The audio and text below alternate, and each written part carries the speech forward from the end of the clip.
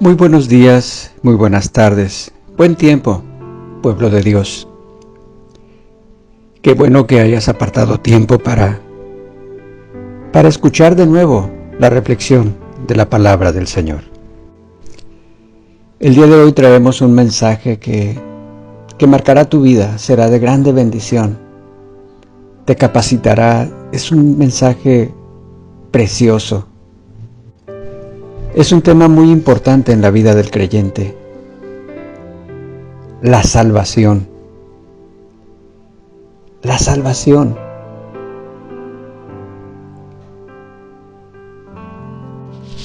Dice Pablo a los Efesios en el capítulo 2, del versículo 8 al 9, dice, porque por gracia sois salvos por medio de la fe, y esto no de vosotros, pues es don de Dios, no por obras, para que nadie se gloríe.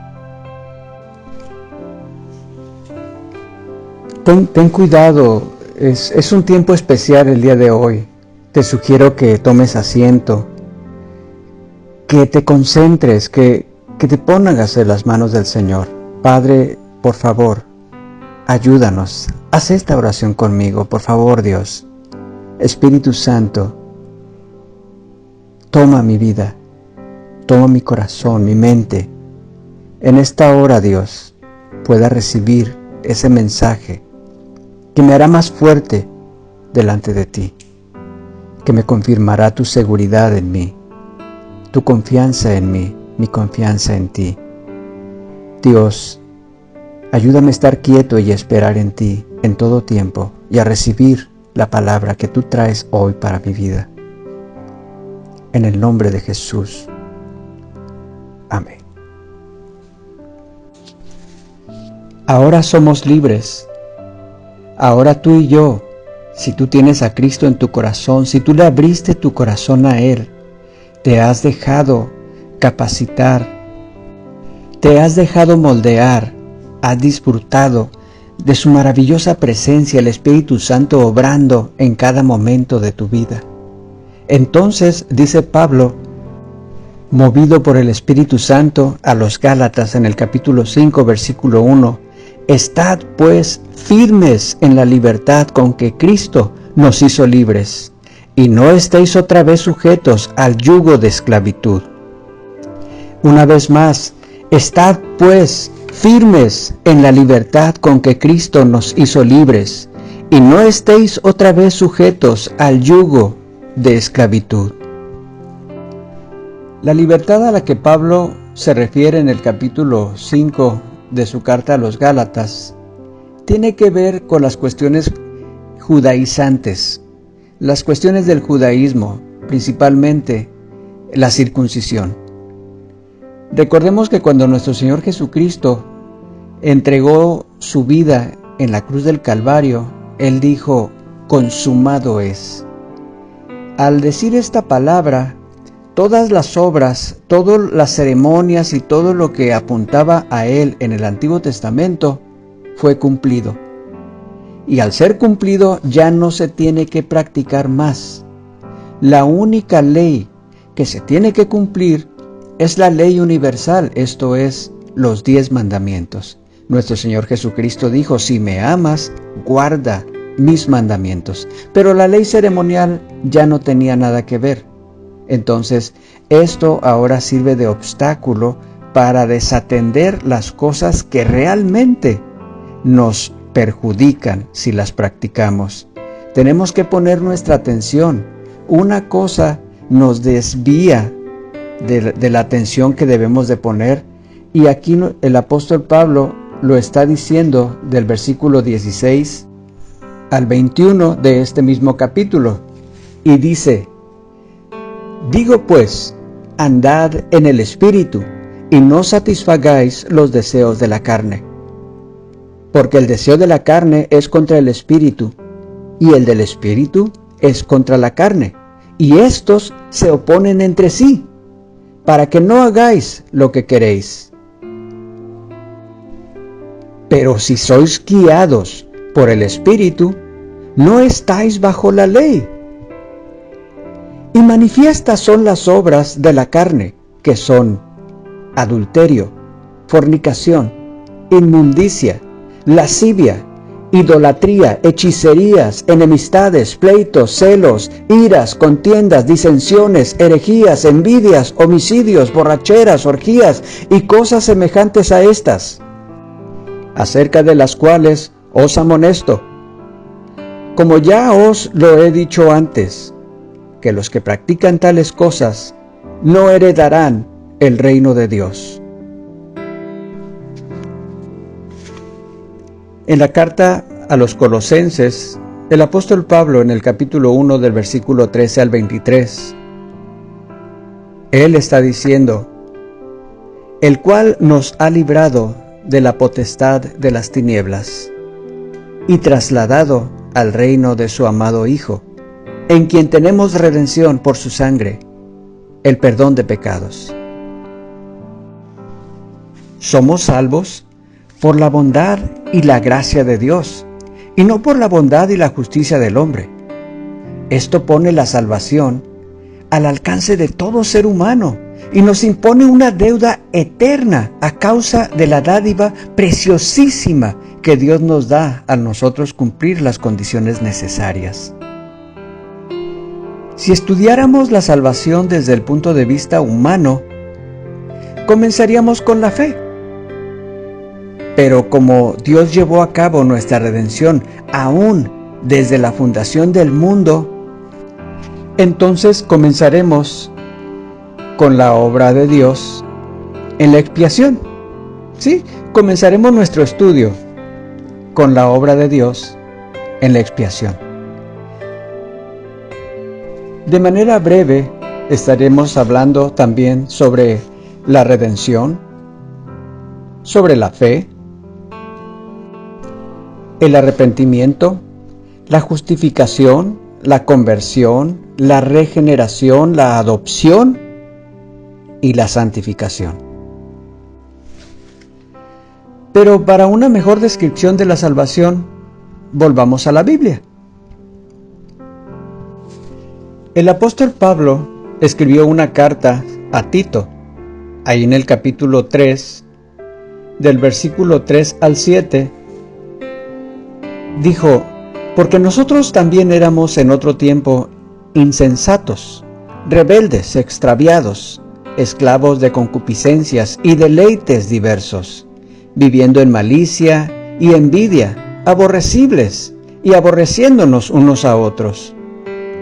Pero cuando se manifestó la bondad de Dios, nuestro Salvador, y su amor para con los hombres, nos salvó, no por obras de justicia que nosotros hubiéramos hecho, sino por su misericordia, por el lavamiento de la regeneración y por la renovación en el Espíritu Santo, el cual derramó en nosotros abundantemente por Jesucristo nuestro Salvador, para que, justificados por su gracia, viniésemos a ser herederos conforme a la esperanza de la vida eterna. Pongamos atención en los 9 fragmentos que acabo de mencionar antes de esta parte escritural. Estaré mencionando de manera resumida esta enseñanza preciosa de la salvación. Si entendemos todo lo que este sofisticado plan, este precioso regalo que el Señor nos dio, la salvación, ahora somos salvos, libres de pecado, libres de condenación, somos amigos. El apóstol Pablo, en su carta a los Efesios, en el capítulo 2, del versículo 12 al 13, está hablando sobre la expiación. Y él dice: en aquel tiempo estabais sin Cristo, alejados de la ciudadanía de Israel, y ajenos a los pactos de la promesa, sin esperanza y sin Dios en el mundo. Pero ahora en Cristo Jesús, vosotros que en otro tiempo estabais lejos, habéis sido hechos cercanos por la sangre de Cristo. Aquí está el secreto, aquí está el punto: por la sangre de Cristo. Sí, una vez estuvimos muy lejos de Dios. Cuando el hombre pecó, no solamente llegó a ser un ser pecador, sino que estaba también sin recursos o auxilio para volver a Dios. Se escondía. La Escritura habla del hombre caído de la siguiente manera: todos nosotros nos descarriamos como ovejas. Todos pecaron y están destituidos de la gloria de Dios. La muerte pasó a todos los hombres por cuanto todos pecaron. Ningún hombre pudo redimirse por su pecado al hacer las obras de la ley, ni por su bondad humana, ni por sus riquezas, ni aun por la obediencia estricta de la ley. El hombre estaba perdido. Esa palabra resume toda la historia. Pero Dios, quien creó al hombre a su propia semejanza, quiso que el hombre tuviera la oportunidad de resplandecer a la imagen suya en la eternidad. Por eso Dios proveyó para la expiación del pecado al enviar al mundo a su propio Hijo amado, Jesucristo. Jesús era el unigénito del Padre, y como el Cordero de Dios que quita el pecado del mundo, murió en la cruz para quitar el pecado del mundo.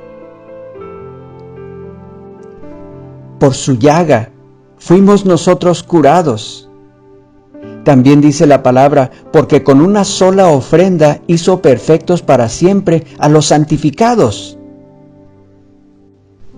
Solo por el poder de la sangre que derramó nuestro amado Redentor, nuestro Señor Jesucristo, podemos tener salvación. La expiación es lo que Dios provee para reparar el efecto de nuestro pecado. Por medio de la misma, Él quita nuestra muerte y restaura su vida en nosotros. Esto es la expiación resumida. Nuestro Señor Jesucristo fue nuestra expiación, nuestro acceso.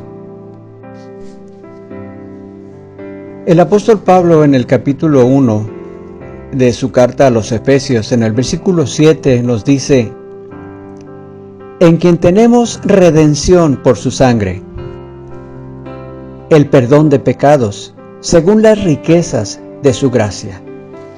La redención. La palabra redimir significa rescatar, librar y comprar de nuevo. Como algo empeñado puede ser redimido pagando la suma requerida de dinero. Así el hombre, perdido en pecado y sin esperanza, por la gracia de Dios, ha sido redimido por la sangre del Cordero. En el Antiguo Testamento, Dios dijo a los israelitas que los primogénitos machos le pertenecían a Él. Pero les dio la oportunidad de redimir a algunos de los mismos.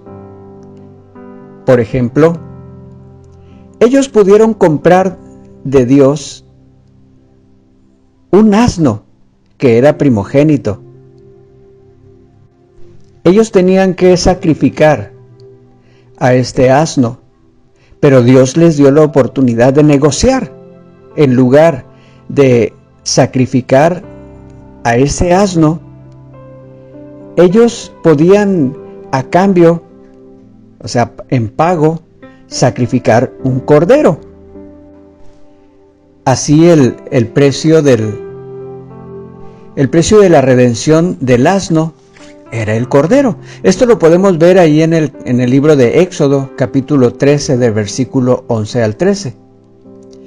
Como el asno podía ser redimido si el dueño daba un cordero suyo a Dios, así el hombre perdido en pecado fue redimido cuando Dios ofreció su cordero en la cruz, esto es, a nuestro Señor Jesucristo, para redimir al hombre caído, comprarlo de nuevo para sí. Dios tuvo que dar a su Hijo unigénito. Nuestro Señor Jesucristo tuvo que derramar su sangre para que nosotros tuviéramos la oportunidad de ser redimidos, para que la redención pudiera entrar en el campo de la salvación. Entonces, Fuimos beneficiados con la expiación y ahora somos objeto de redención. Es pues la fe, la certeza de lo que se espera, la convicción de lo que no se ve. Hebreos capítulo 11, versículo 1. Hemos sido redimidos. Ahora tenemos que creer. El elemento esencial de la fe es la confianza. La fe es, número 1, la certeza de lo que se espera y número 2, la convicción de lo que no se ve. En otras palabras, es una confianza muy segura en algo que no podemos ver o tocar. Hay cosas que percibimos por los sentidos de la vista, el oído, el tacto, etc. Otras las conocemos simplemente porque confiamos en que se nos ha dicho la verdad. Por ejemplo, hemos sabido que existen personas como Martín Lutero, Simón Bolívar y otros personajes históricos, no porque los conocimos, sino porque confiamos en los medios por los cuales recibimos la información. Las cosas que llegan a nosotros directamente por medio de los sentidos no son de fe, sino de conocimiento. Hay personas que dicen que es solo por ignorancia que la gente acepta algo como verdadero sin una evidencia positiva y directa. Pero la vida misma de los que así dicen contradice su dicho, pues casi no hay un día en que ellos mismos no dejan de confiar en la palabra de otros sin preguntar. Por ejemplo, al subir a bordo de un autobús para viajar hasta un pueblo que no conocen, las mismas creen que van hacia ese pueblo, porque así se les informó, así les dijo el conductor. No saben si van a parar en ese pueblo, pero sí creen. La fe es esencial para la salvación.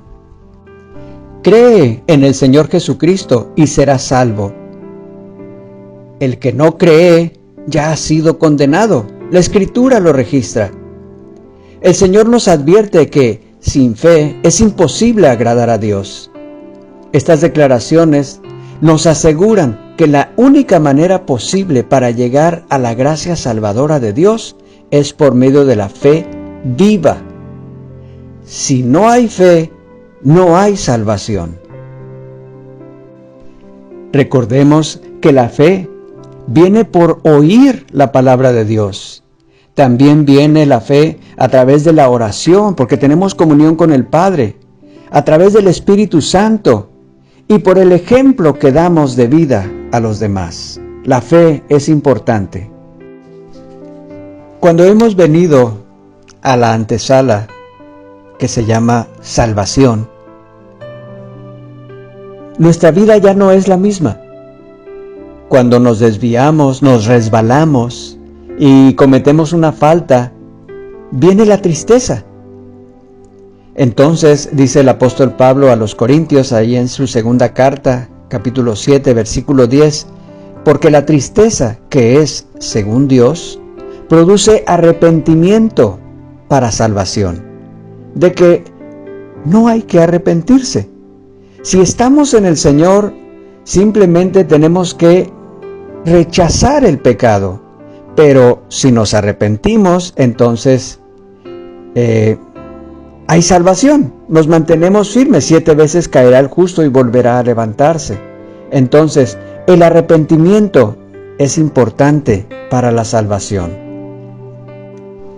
El arrepentimiento es un requisito tan esencial como la fe para que podamos llegar a convertirnos en verdaderos cristianos. El arrepentimiento fue el primer mensaje en el ministerio de Juan el Bautista. Fue también el primer mensaje en el ministerio de nuestro Señor Jesucristo. Y fue el primer mensaje en el ministerio del Espíritu Santo por medio de Pedro. Y también ocupó un lugar prominente en las enseñanzas de los apóstoles. Esto debe ser una enseñanza continua de cada cristiano. Dios, habiendo pasado por alto dice ahí, ahora manda a todos los hombres en todo lugar que se arrepientan. Hechos 17:30. El arrepentimiento verdadero es un cambio de voluntad, de sentimientos, de actitud hacia el pecado y la justicia, y un cambio de corazón. Sin cambio, no hay arrepentimiento, pues el arrepentimiento significa un cambio. El arrepentimiento verdadero debe de traernos convicción. Una convicción genuina es el primer paso al arrepentimiento. Al escuchar el mensaje de Dios para nosotros, la convicción de que hemos hecho lo malo crece en nosotros. Estamos convencidos de que hemos hecho lo malo y tenemos que estar completamente arrepentidos de esto y tomar, como dice la palabra, si alguno está en Cristo, nueva criatura es cambiarnos por completo, buscar agradar al Padre. Esto fue lo que sucedió en aquella gran multitud en el día de Pentecostés en Hechos capítulo 2, y también al carcelero de Filipos, ahí en el capítulo 16 de Hechos. La conciencia, el Espíritu Santo, como su espada, y la palabra de Dios traen convicción. Nuestro siguiente análisis nos lleva a la justificación. Y Pablo, en su carta a los Romanos, en el capítulo 5, versículo 9, nos dice, estando ya justificados en su sangre, por él seremos salvos de la ira. La justificación es la obra de Dios por la cual cada persona que cree en nuestro Señor Jesucristo y se arrepiente de sus pecados, será convertido en un hombre justo.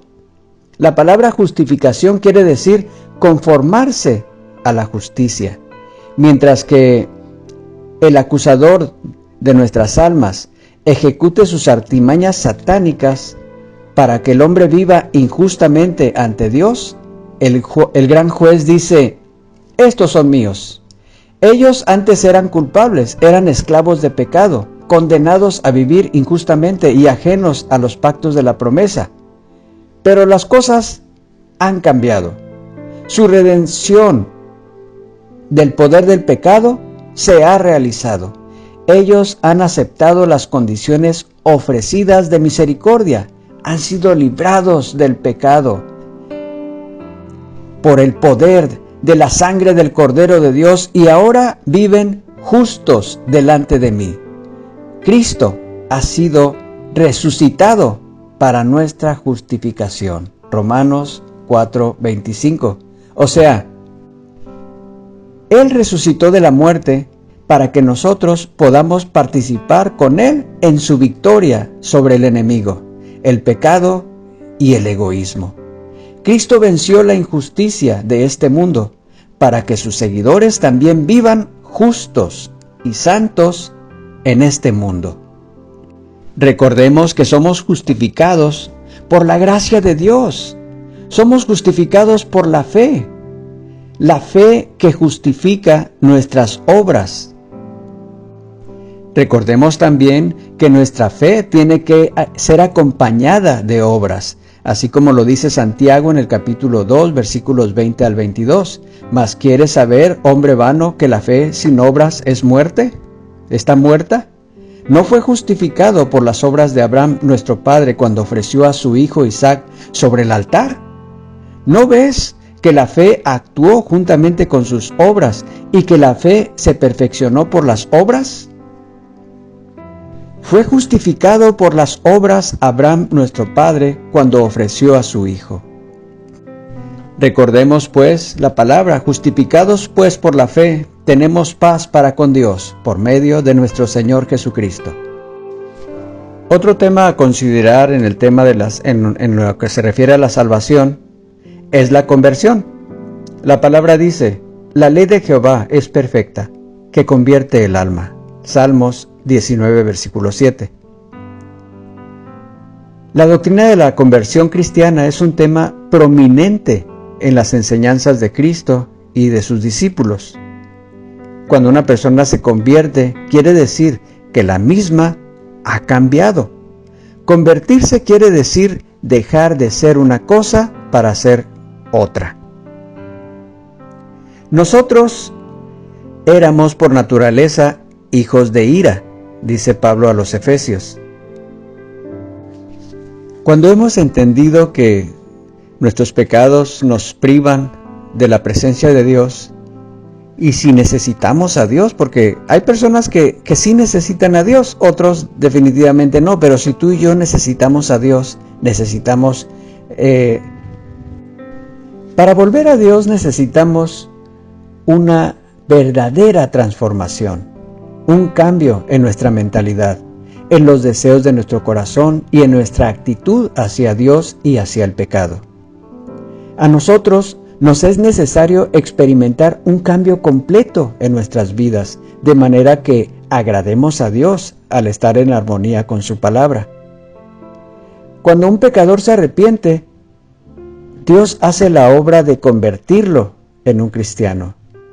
Los pecados que el pecador una vez amó, ahora aborrece. Y las cosas buenas de Dios que antes aborreció, ahora las ama. La conversión es una transformación completa, un amor nuevo en el corazón y una vida nueva en el alma. Si no hay cambio, no hay conversión. Esta es la conclusión inevitable a la que podemos llegar cualquiera que podamos entender las cosas. El que estudia diligentemente el tema de la Biblia va a encontrar cierta esta idea. Si no hay cambio, no hay conversión. Ocurre un cambio esencial que convierte al pecador en un hijo de Dios. Si tal cambio no se lleva a cabo, aunque una persona incrédula se afilie a una congregación, no será un hijo de Dios. Para estar en Cristo Jesús, nada sirve a menos que la persona llegue a ser una nueva creación. La regeneración. Nuestro Señor Jesucristo le dijo a Nicodemo: no te maravilles de que te dije, os es necesario nacer de nuevo. El significado literal de regeneración es engendrar de nuevo. Esta palabra se usa raras veces en las Escrituras. Sin embargo, la doctrina de la regeneración se evidencia bastante en las enseñanzas de la palabra. Es la doctrina de la vida nueva que Dios engendra en nosotros cuando nos convertimos. Vida nueva en Cristo resulta de la regeneración, como también la redención resulta de la expiación, la justicia de la justificación y la santidad de la santificación. Dios regenera, el hombre es renacido. Dios expía, el hombre es redimido. Dios justifica, el hombre es justificado. Dios santifica, el hombre es hecho santo.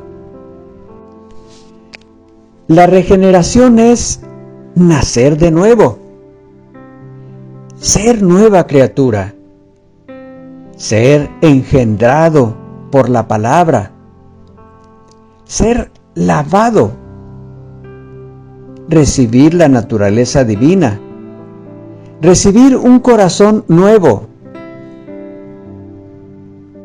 La palabra dice: el que no naciere de nuevo no puede ver el reino de Dios.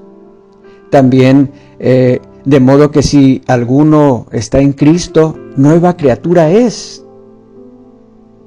Y también nos exhorta de que si hemos sido despojados del viejo hombre con sus hechos y revestidos del nuevo, el cual es conforme a la imagen del que lo creó, se va renovando hasta el conocimiento pleno.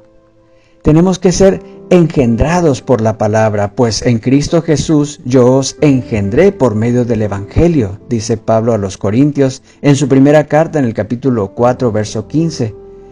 Y también nos salvó, no por obras de justicia que nosotros hubiéramos hecho, sino por su misericordia, por el lavamiento de la regeneración y por la renovación en el Espíritu Santo.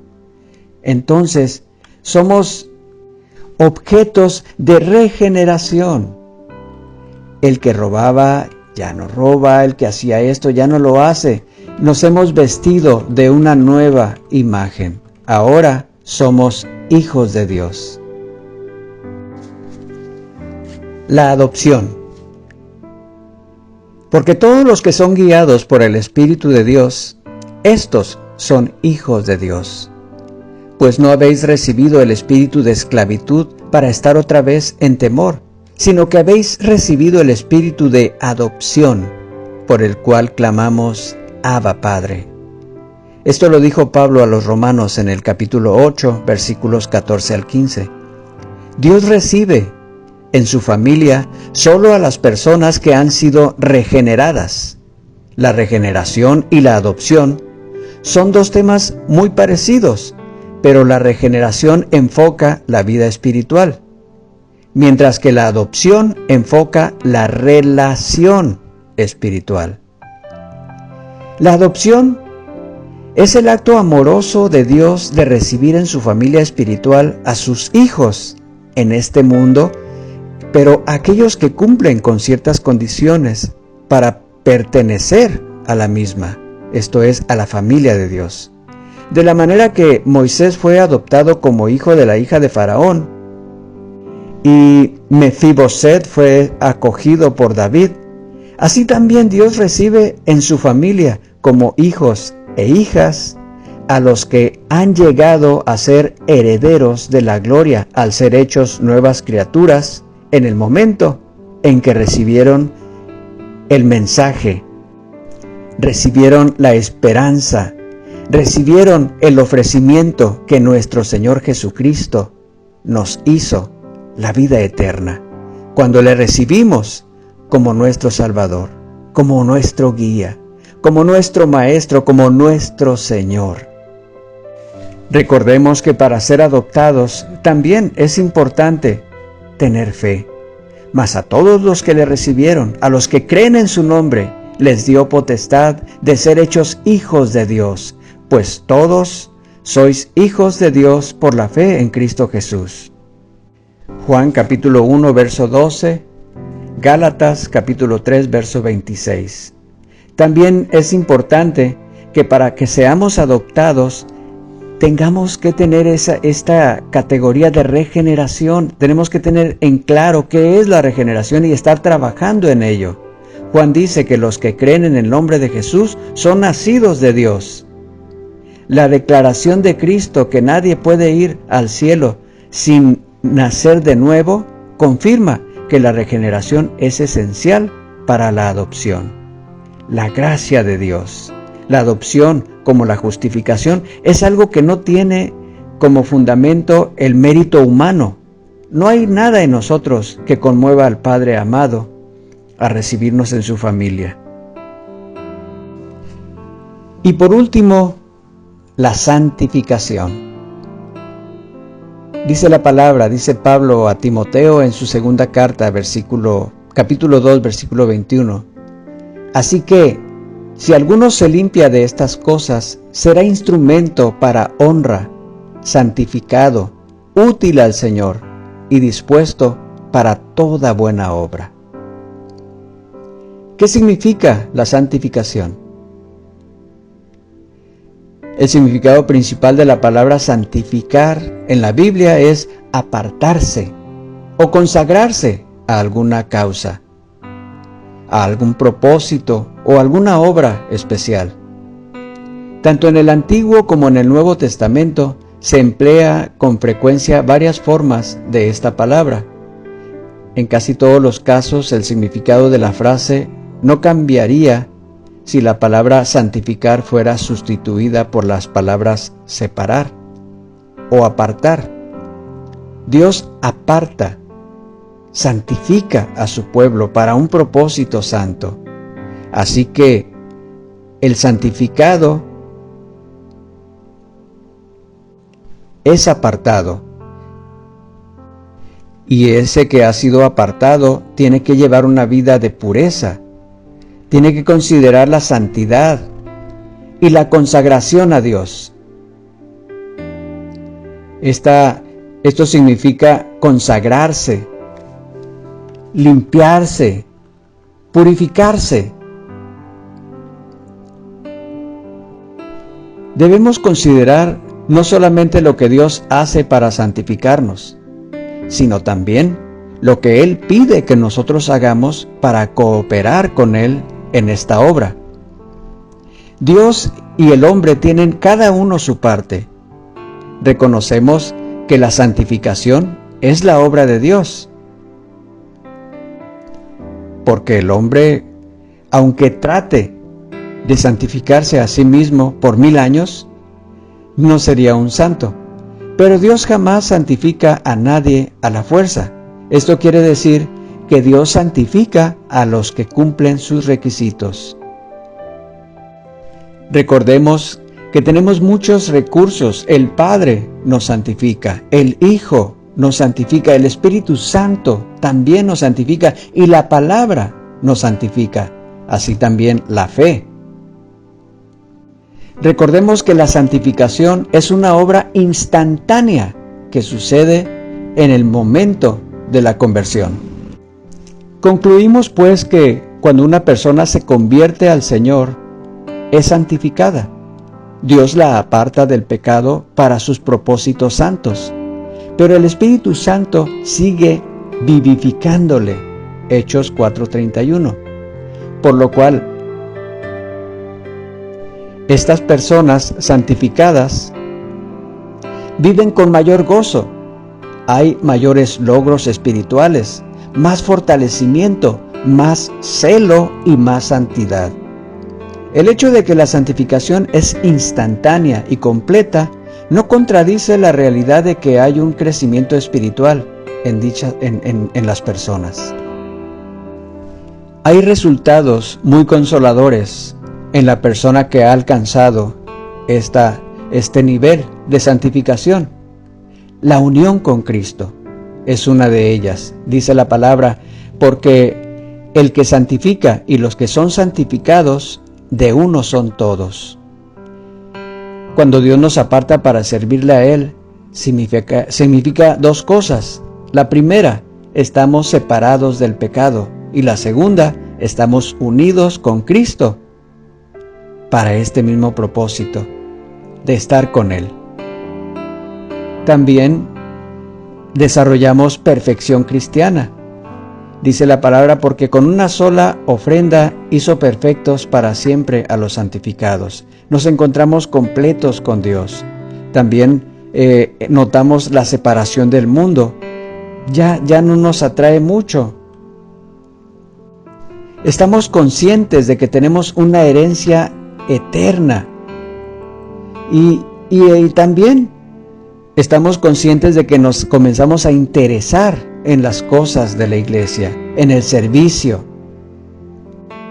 Todo esto es resultado de la palabra. Dice, así que si alguno se limpia de estas cosas, será instrumento para honra, santificado, útil al Señor y dispuesto para toda buena obra. El poder del Espíritu Santo está disponible solo a los que son santificados. Y el poder del Espíritu Santo es necesario para el servicio eficaz.